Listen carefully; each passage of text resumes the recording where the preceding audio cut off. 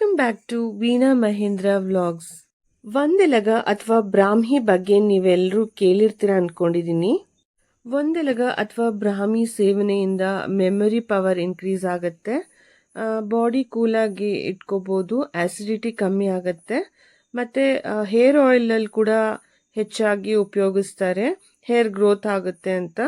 ಹಾಗೇನೆ ಡ್ಯಾಂಡ್ರಫ್ ಕಮ್ಮಿ ಮಾಡುತ್ತೆ, ಸ್ಕಿನ್ ಇನ್ಫೆಕ್ಷನ್ಗೂ ಕೂಡ ಇದನ್ನ ಉಪಯೋಗ ಮಾಡ್ಕೋತಾರೆ, ಹಾಗೆ ಡೈಜೆಷನ್ಗೂ ಕೂಡ ಉಪಯೋಗಿಸ್ತಾರೆ. ಇಂತಹ ಅದ್ಭುತವಾದ ಎಲೆನ ತಂಬುಳಿ ಕೂಡ ಮಾಡಿ ಸೇವಿಸಬಹುದು.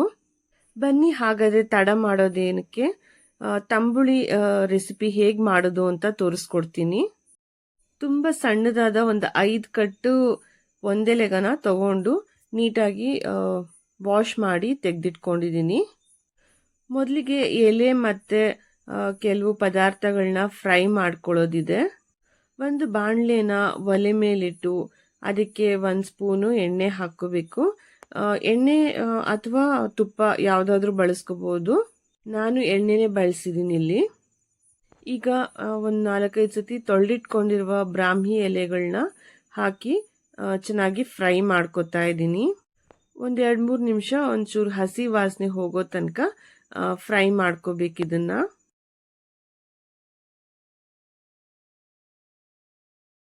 ಒಂದೆಲಗ ಒಂದು ಸ್ವಲ್ಪ ಫ್ರೈ ಆದ್ಮೇಲೆ ಒಂದು ಅರ್ಧ ಸ್ಪೂನು ಜೀರಿಗೆ ಸಹ ಹಾಕೊಂಡು ಫ್ರೈ ಮಾಡ್ಕೋಬೇಕು.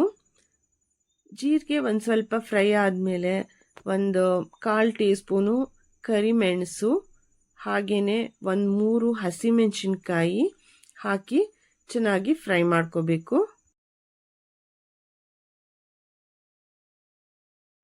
ಇದೆಲ್ಲಾನು ಸೇರಿಸ್ಕೊಂಡು ಒಂದು 3-4 ನಿಮಿಷ ಫ್ರೈ ಮಾಡ್ಕೊಂಡ್ಮೇಲೆ ಇದನ್ನ ತಣ್ಣಗಾಗೋದಿಕ್ಕೆ ಬಿಟ್ಬಿಡೋಣ.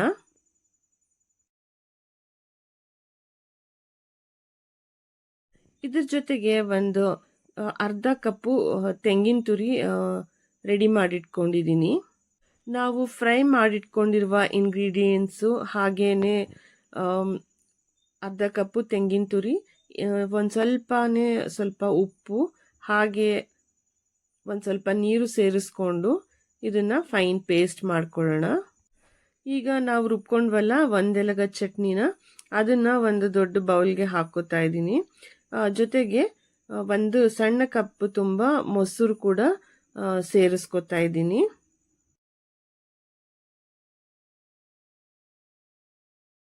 ಇವೆರಡು ಸೇರಿಸ್ಕೊಂಡು ಚೆನ್ನಾಗಿ ಮಿಕ್ಸ್ ಮಾಡ್ಕೋಬೇಕು. ಹಾಗೇನೆ ನೋಡಿಕೊಂಡು ಕನ್ಸಿಸ್ಟೆನ್ಸಿ ನಿಮ್ಗೊಂದು ಸ್ವಲ್ಪ ನೀರಾಗಬೇಕಿದ್ರೆ ಇನ್ನೊಂದು ಸ್ವಲ್ಪ ನೀರು ಸೇರಿಸ್ಕೊಂಡು ಮಿಕ್ಸ್ ಮಾಡ್ಕೊಳ್ಳಿ.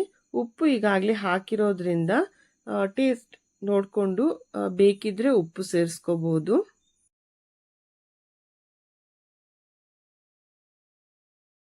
ಇದು ಹೀಗೇನೆ ಚೆನ್ನಾಗಿರುತ್ತೆ, ಬಟ್ ಒಗ್ಗರಣೆ ಕೊಟ್ಟರೆ ಇನ್ನೂ ಟೇಸ್ಟ್ ಆಗಿರುತ್ತೆ.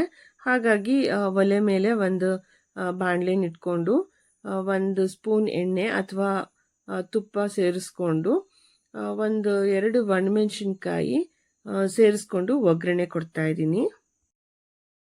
ಮೊಸರಿನ ಮಿಶ್ರಣಕ್ಕೆ ಈ ಒಗ್ಗರಣೆನ ಸೇರಿಸ್ಕೊಂಡು ಚೆನ್ನಾಗಿ ಕಲಿಸ್ಕೋಬೇಕು.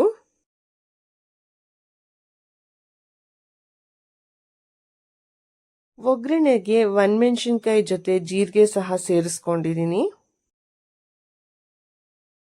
ಅನ್ನದ ಜೊತೆ ಇದು ಒಳ್ಳೆ ಕಾಂಬಿನೇಷನ್. ನಾನು ಈಗ ತೋರಿಸ್ದಂಗೆ ಮೊಸರು ಕೂಡ ಸೇರಿಸ್ಕೋಬಹುದು, ಅಥವಾ ಮೊಸರನ್ನ ನೀರು ಹಾಕೊಂಡು ಚೆನ್ನಾಗಿ ಕಡ್ದು ಸ್ವಲ್ಪ ಮಜ್ಜಿಗೆ ಥರ ಮಾಡಿಕೊಂಡು ಕೂಡ ಸೇರಿಸ್ಕೋಬಹುದು.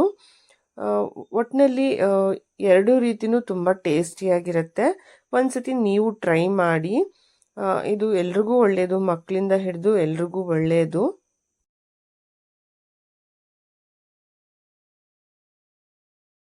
ಒಂದ್ಸತಿ ನೀವು ಟ್ರೈ ಮಾಡಿ ಹೇಗಿತ್ತು ಅಂತ ಕಮೆಂಟ್ಸಲ್ಲಿ ತಿಳಿಸ್ತೀರಲ್ವಾ.